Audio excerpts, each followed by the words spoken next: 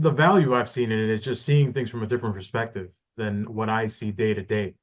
Here I get stuck in the fog of the day and everything is scheduling and all the accounting stuff. It kind of falls on the wayside when you're dealing with customers and employees every day.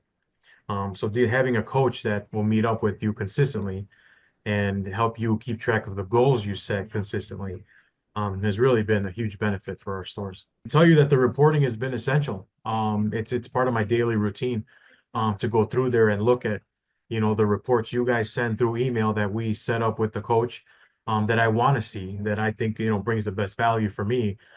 For the big example is we get a close RO report that I get every day for the ROs that closed the day before.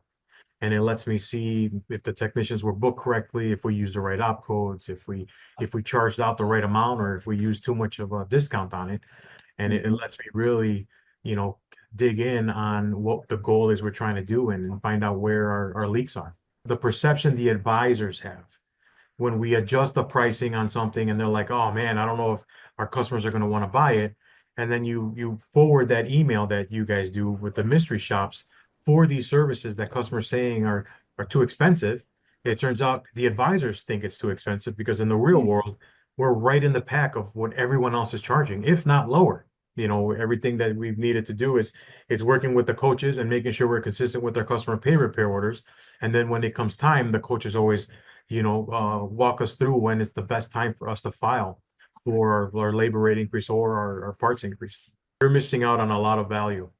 I know the proposition can be pricey, especially if you haven't done a warranty rate, labor rate increase. Our initial jump was huge.